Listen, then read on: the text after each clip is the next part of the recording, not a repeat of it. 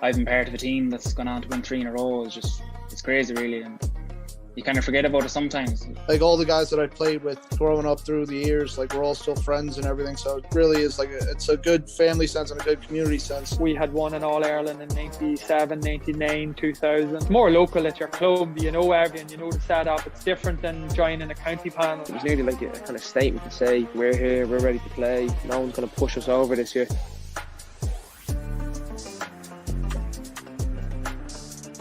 This podcast is sponsored by Declan Kirby GAA Star. Declan Kirby GAA Star is a children's GAA book written by primary school teacher and GAA coach Michael Egan. Follow the trials and tribulations of Declan Kirby and his team at Smithgreen Gaelic Football Club. The book is a very good read for any parents who are looking to get their children involved in Gaelic games. The book is available in Eason's, Lidl and all good bookshops. It's also available to download on Amazon, so make sure to go and check it out. They're very good supporters of the channel and the page, so you'd certainly be doing me a good favour as well if you went ahead and checked the book out. So I do very much appreciate it. The link is in the description down below, and let's get straight into it.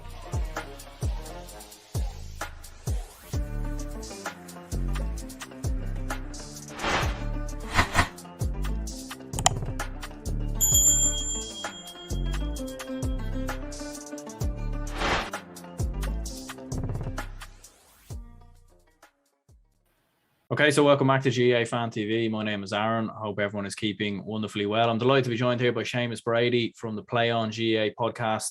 We're here to preview the Dublin Senior Football Championship Final that's happening this weekend between Kilmacud Crokes and St Judes. I suppose a big game for both clubs, a lot on the line. Kilmacud obviously haven't won this competition since 2018. St Judes have never won the Dublin Senior Football Championship in their history. I suppose, first of all, how's things with yourself? Are you enjoying all the football at the moment? Definitely a lot of club football and hurling to keep up with nowadays. Yeah, how are you, Aaron? Thanks for having me on again.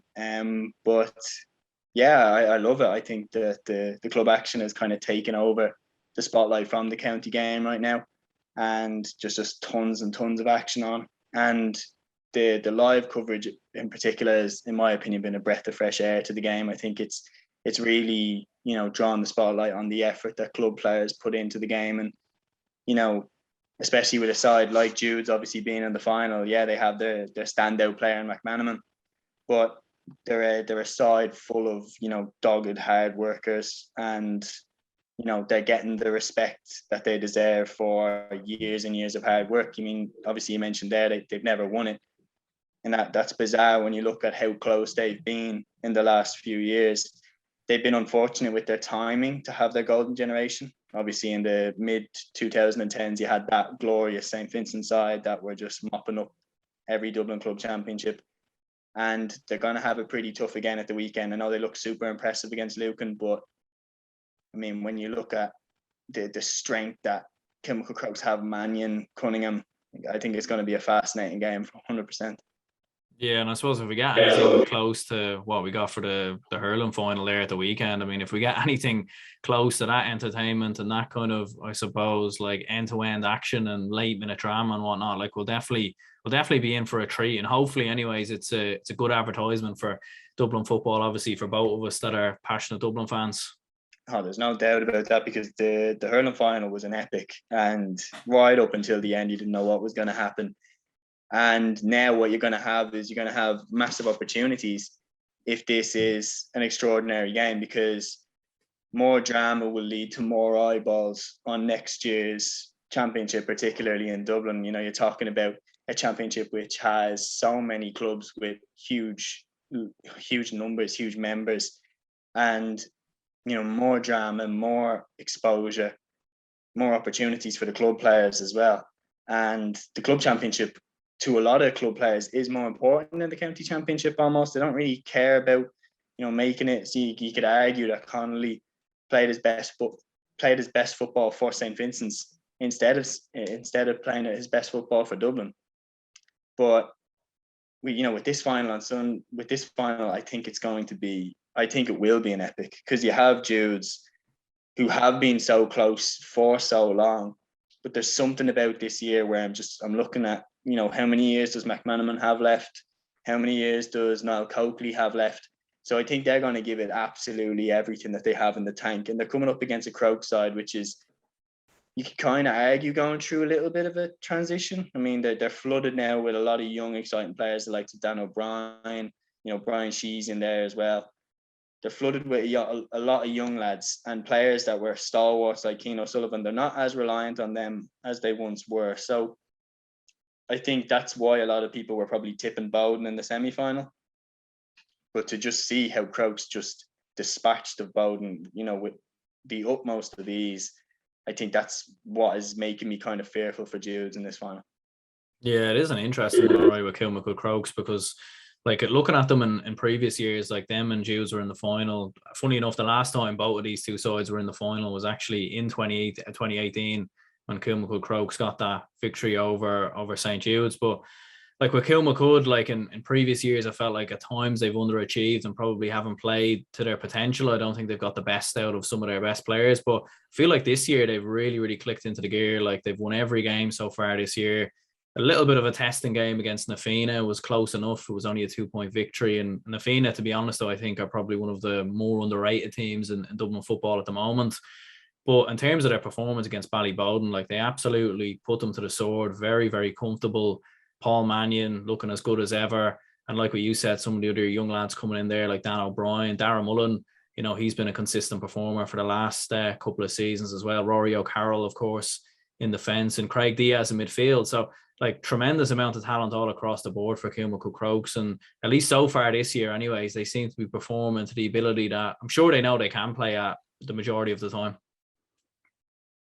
Yeah, there's no doubt about that. And they almost had a pretty similar thing to Ballymun-Kickham's, that when you looked at Ballymun-Kickham's team sheet over the last few years, it was like almost a case of like, how are they not winning it every season? When you looked at the spine that they had of Comerford, Small, McCarthy, Rock, it was, how are they not winning it every year? Like, but then Crokes kind of had the same effect. You had Mannion, you had Diaz, you had O'Sullivan.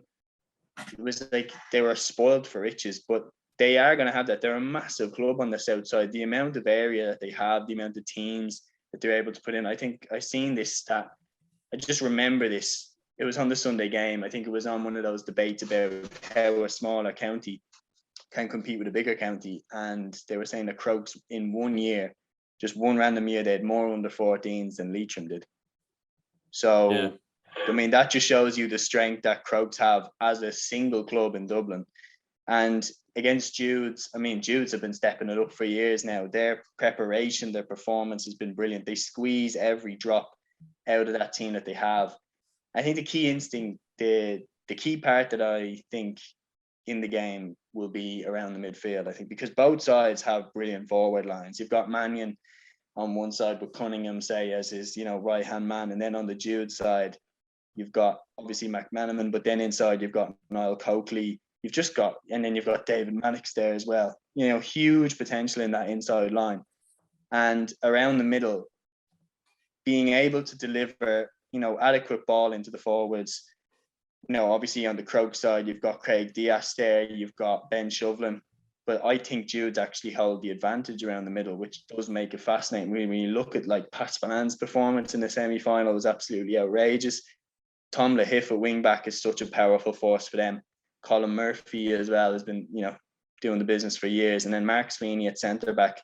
They're just so solid around that area. And I think they might actually hold the upper hand around the middle. Yeah, like for St Judes in particular, like looking at, like what you said there with Pat Spillane in around the middle, and sometimes Tom Lahiff can operate around the middle as well. Like maybe in previous seasons, you could have looked at their midfield as a bit of a weakness, but like they've so much talent all around there. And even Kevin McManaman as well, like he probably doesn't have the legs to be the same Kevin McManaman that he was maybe 4 or 5 years ago, but you see him at times dropping deep and kind of even playing that Kieran Kilkenny role a little bit. So, I mean, they like that could be a very interesting area of the pitch as well. And for Judes, I could imagine they'd want to focus on that strength. Yeah, 100%. I think if they are going to win this game, winning the battle in the middle is imperative to that, because that's what Judes have done in all of the championship games up until this point. Against Lucan, they bossed the middle. Make no mistake about that. They bossed the middle. And that led to terrible ball going into Brendan Gallagher and Harry Ladd. And they were isolated. They were left kind of alone up there. Then when Lucan kind of put the squeeze on, and this was so we'll go through like the pros, the cons of what Jude's what they have to get right and what they have to avoid, in my opinion. What they definitely have to avoid is they just switched off against Lucan. They gave away easy penalties. And you're looking at that thinking they looked so impressive for so long. And then they switch off, and next thing you know, like Lucan, it was almost a case of like, well, what's going on? Like they were on top for so long, and then they just kind of give away soft penalties, soft goals. They make it look like it was a lot closer than it was, because Jude dominated that game. It would never look like Lucan were going to win. But then on the flip side, Crokes have done that in this championship as well. Go back to the game against Vincent's in the group stage. Mossy Quinn gets that goal. And from nowhere, Crokes go from being completely dominant over Vincent's to Vincent's being level scores with Crokes in no time at all. So Crokes have that in them to switch off as well. So I think Jude's first thing is get the middle on lock. Lahif, Murphy, Sweeney and Pat Spillane need to dominate the midfield, because I think they kind of do have the leg up on Diaz and Shovlin there. So I wouldn't be surprised if Crokes try and throw in like a Conor Casey to start or something, just to give them a bit more physical presence in the midfield area. But then on top of that, make sure that the ball going into Niall Coakley and David Mannix is of top level. Get Kevin McMenamin, as you said, doing the Kieran Kilkenny role. Keep him away from like a Dan O'Brien or someone who might pick him up just to follow him all over the pitch. And then find someone who can keep Paul Mannion to 3 points or something, because he's been outstanding throughout this championship. Yeah, I suppose it's easier said than done in many ways as well. Like with Paul Mannion, I mean, you've seen even the reporter at the end of the game, like trying to get it out of Paul Mannion, was he going to come back to Dublin and whatnot and everything else. But like they probably, like I think Kilmacud Crokes have definitely benefited hugely with the fact that he hasn't been involved with the county, because he's had a full league campaign under his belt. You've seen he's come into the club championship without any injuries, without the county probably behind the scenes, maybe saying, oh, he should play, he shouldn't play. Like, and he looks free of maybe all that kind of maybe baggage that was there before. And you're seeing some of his performances as well. Like his performance in the semi-final was unbelievable as well. Like, and without doubt, like on his day, he's not just probably one of the best forwards in Dublin, but probably in the country. No doubt. And the thing that illustrated that best to me was his first point. I mean, he just weaved through about 3 Ballyboden lads and stuck it over the bar. One man of the match at the end of the game. He's just a different level of player. He's one of the best forwards on his day that I think I've seen. Like on his day. The only problem for Dublin was that sometimes he was a little bit inconsistent, but on his day, he's remarkable. And for Crokes this year, he's on it. He is hitting form at the perfect time as well, right as they're coming into the business end of the championship. But he's been on top for so long now in Dublin. He's been one of, if not the best forward in the county for so long. And as you said, the country itself. And how Jude's keep a hold on him, I think, is going to be absolutely crucial to who wins this game. I think Crokes are a little bit more of they rely on a few players to kind of get them over the line, like your Mannion, like your Shane Cunningham. But whereas on the Jude side, they are really a unit. And, you know, they've been outdone in the last 2 finals. I think Jude's, they have a great chance this year. They just need to keep Mannion down to as few as they can. I mean, but it can be done. Look at the time that Crokes got to the Leinster final in 2018. Mullinaghta put Paddy Fox on Paul Mannion, and Paddy Fox kept Paul Mannion scoreless from play, and Mullinaghta went on to win. So that's a clear indicator for me that if Jude's can curtail Mannion's influence, they have a massive leg up and a potential win there. Well, that's the thing about Kilmacud Crokes, because like when you actually look through it, like since they won the All Ireland in 2009, they've only been in 3 county finals. They've won 2 of them, they've lost the other one.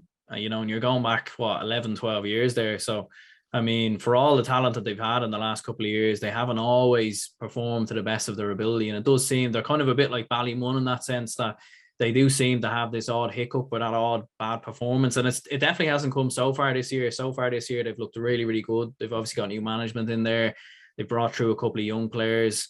And obviously with the fact that Paul Mannion hasn't had the county, I suppose, kind of in the background. So you know, they've definitely kind of wrote the wrongs in that kind of instance. But at the same time, there is a bit of a history of them being caught, and it could happen, you know, in this final for Judes, which would obviously be huge for them.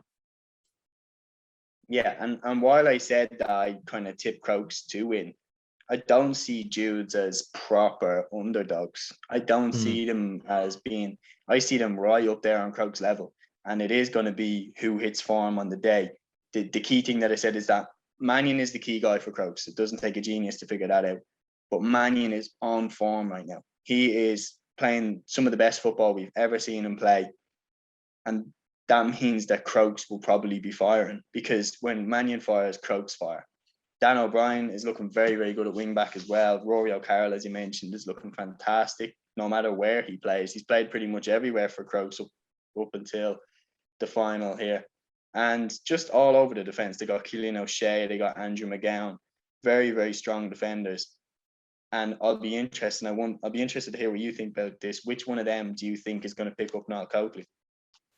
Yeah, it is an interesting one, all right. But like Niall Coakley, like, I mean, what a player he's obviously, what an addition he's been for Judes over the past couple of years. And it's kind of funny, I was speaking to a Cork fan earlier, and when he was with the Cork County team, they were saying, you know, he probably didn't play to his full potential. So it'll be an interesting one, all right, to see who they go for in that kind of essence. Like Rory O'Carroll has the experience, and you know, he's undoubtedly probably their strongest defender in Kilmacud's back line. But you know, at the same time, you can't leave. I think Alan Connolly is a really good up-and-coming player for St Judes. He looks like a very talented footballer in there as well.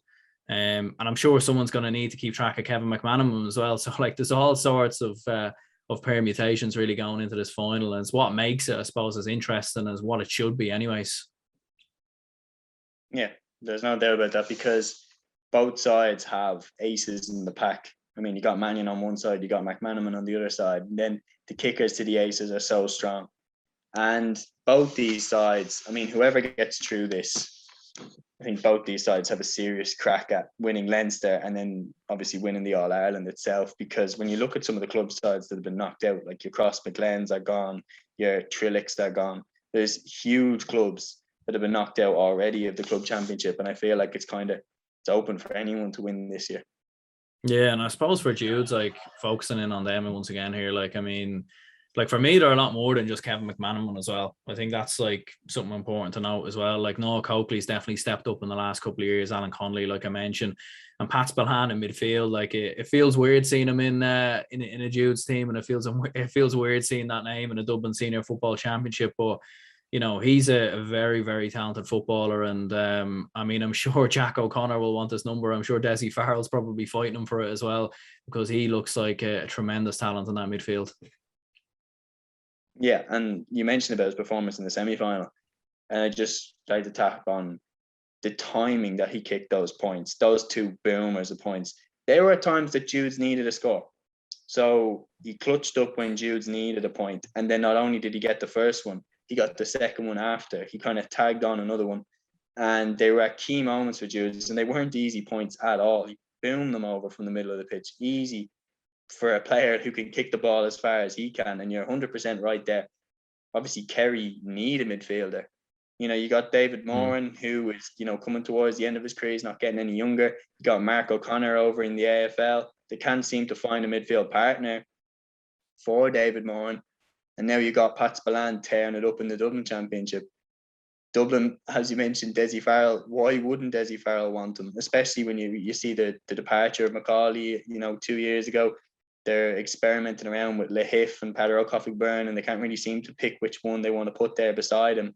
So I think it'll be very interesting to see where he ends up, because if he sparkles in this final, I think he'll be getting a call off probably both of them, and then he'll have his pick as to where he wants to go.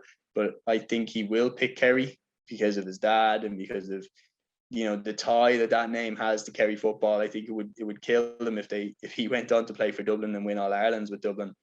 But yeah, he's a massive ace in the pack for Judes, and I think his performance in the final will be absolutely crucial, because not only has he shown that he can dominate, you know, aerially in midfield, but he can kick points as well. And for a midfielder, that is a huge plus. Yeah, I mean, like, so skillful on the ball as well, and some of his points taken was breathtaking, no doubt about it. And you could imagine a situation maybe like I can only imagine if he did play for Dublin, and imagine Dublin win the All-Ireland and you've got Pat Spillane there and in commentary and RTE with a Dublin jersey on under his suit or something like that. Like, but I mean, yeah, like I'd imagine he would have grown up hearing stories of his dad and hearing stories about Kerry football. I couldn't see him playing for Dublin. Like, and I feel like as well there'd be a weird kind of pressure around him as well, because if he made a mistake or he wasn't as good as what he was, we'd be like, oh, why are we playing a Kerry man? You know, so I feel like there'd probably be a bit of pressure there as well. So I'd imagine he'd probably choose Kerry if he had to choose one of the two, anyways. Yeah, I agree. I think the family link is too strong for him to select Dublin of all counties as well. It's not like this is a a footballer from Roscommon coming to play for Dublin. Like, this is Kerry and Dublin. Like, this is like an Armagh man going to play for Tyrone. Like, it's pure rivalry that is going back as old as time itself, nearly in the GAA. So there's no way Spillane is playing for Dublin. I can't see it. I think it would definitely put a strain on the relationship with his dad, surely, if, one of the greatest Kerry footballers of all time is, tearing it up with Dublin. But just while we're on with the topic, we've built this up as Judes, Judes being a workhorse team, a very much a unit, and then Crokes being this kind of, they're led from the front by their supreme players. But when you look, some of the workhorses that they've got, Shane Horn at wing forward has always caught my eye. I think he's always been fantastic. And then, finally got onto an inter-county panel with Offaly. Tom Fox has really impressed me this year as well. He kicked 2 points in the semi-final against Ballyboden. Darren Mullen in the inside line, he kind of goes underrated. And who Jude's put on him, I think, would be crucial, because they have to be careful to not put all their attention on Mannion. And then kind of Darren Mullen could kick 6 or 7 points in the final, and that could even get Crokes over the line in that respect. Yeah, well, I suppose that's the worry for Jews, and that's kind of what I was going to go on to next. Like, is their defense conceded 3 goals against Lucan, 2 of them were penalties. Every time Lucan kind of got inside there and got in that inside line, like, you could see they were causing problems. And even for Judes at times versus Thomas Davis, they conceded a couple of goal chances in that game. They were lucky enough not to concede that day. So, I mean, that is the worry as well, is like, if you focus too much attention on Paul Mannion, you then leave spaces. And if you double up on Paul Mannion, we've seen this a number of times when teams go up against Dublin, that leaves the space for the hand pass, for the hand pass ball into the back of the net. So, I mean, that's the worry as well, in that kind of defensive line from a Jude's point of view. And that's something they'll definitely have to work on, because if they don't, like, you could see a circumstance where Kilmacud could create a number of goal chances there, and it could be goals that wins them the game. Definitely, because as you mentioned with Judes, that was a game where they were winning comfortably against Lucan, and they still managed to concede 3 goals. I know they're all penalties, but it is still something that jumps out at you. It's, God, in a game that you dominated, how are you still conceding 3 goals? Because obviously, to get the penalties, they have to be, decent goal chances. And, giving them up to Crokes, there's goals in that Crokes team. You don't have to, like, even Hugh Kenny then in the other corner, he's known to be, lethal in front of goal. And that is the key thing. Then when you look at the flip side, Crokes at the back are so solid. They kept the forward line with the Baskell brothers, Warren Egan, Conall Keeney, to 3 points in the first half of a Dublin semi-final. And then, like, that's ridiculous. That's the level of defending there. I know maybe Bowden obviously had an off day. They weren't good at all in the first half, but it was also because, in my opinion, Crokes are fantastic. Yeah, who are you tipping then to go and win the Dublin Senior Football Championship? What's your prediction if you're to put your neck on the line?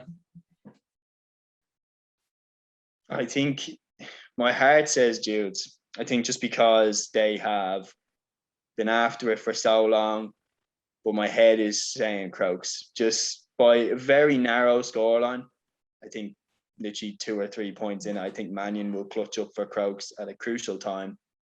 I think, as you mentioned, the defence, Jude's not as strong on the defence as Crokes are. And obviously then Crokes have the lethal forwards. Jude's do too. And Jude's, obviously, I've said that Jude's will probably, you could argue, win the battle around the midfield. But I just think Crokes' defenders will be able to handle Jude's forwards better than the Jude's defenders will be able to handle the Crokes forwards. And that's why I'm tipping Crokes just by a couple of points.